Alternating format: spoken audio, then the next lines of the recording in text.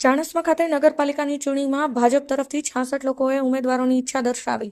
સ્થાનિક નગરપાલિકાની ચૂંટણી જાહેર થતાં જ ચાણસ્મા શહેરમાં રાજકારણ ગરમાયું હતું. ત્યારે થોડા સમય પહેલા યોજાયેલી બેઠકમાં ભાજપમાંથી ચૂંટણી લડવા માટે 170 લોકોએ ઈચ્છા દર્શાવી હતી. પરંતુ આજે પ્રદેશ ભાજપા દ્વારા સેન્સ પ્રક્રિયા લેવાતા 66 જેટલા ઉમેદવારોએ પોતાના બાયોડેટા પક્ષ સમક્ષ રજૂ કરી ચૂંટણી લડવા ઈચ્છા દર્શાવી હતી.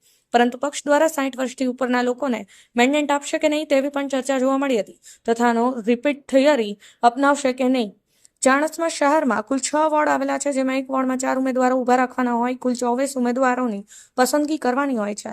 ત્યારે ચાણસ્મા નગરપાલિકાની ચૂંટણી માટે ભાજપ પક્ષમાંથી કુલ 66 ઉમેદવારોએ પોતાના બાયોડેટા પક્ષ સમક્ષ રજૂ કરી ચૂંટણી લડવાની ઈચ્છા દર્શાવી હતી. ત્યારે હવે પક્ષ દ્વારા કોના માથે ચૂંટણી લડવા કળશ ઢોળાય છે તે તો આવનારો સમય જ બતાવશે. પ્રવીણભાઈ સથવારા, પાટણ એક્સપ્રેસ, ચાણસ્મા નગરપાલિકાની ચૂંટણી 16 તારીખે યોજાવાની છે. જેમાં આજે સેન્સ પ્રક્રિયા રાખેલી છે. એમાં જિલ્લાના અમારા મહામંત્રી શ્રી ભાવેશ પટેલ, ખેરાલુના ધારાસભ્ય સદાભાઈ અને પ્રદેશના 2 હોદ્દેદારો આવીને સેન્સ પ્રક્રિયાનો આજે કાર્યક્રમ ચાલુ છે. એમાં ઈચ્છુક ઉમેદવારો ચાણસ્માની અંદર એમ કહીએ તો ચાલે કે રાફડો ફાટ્યો. 170 ઉમેદવારો ભારતીય જનતા પાર્ટીમાં ઉમેદવારી કરવા માટે સક્રિય થયા છે. એમાંથી અમારે 24ની સિલેક્ટ થશે. બાકીના બધા જ ભારતીય જનતા પાર્ટીની મદદ કરી જંગી બહુમતીથી 24 સીટો જીતા.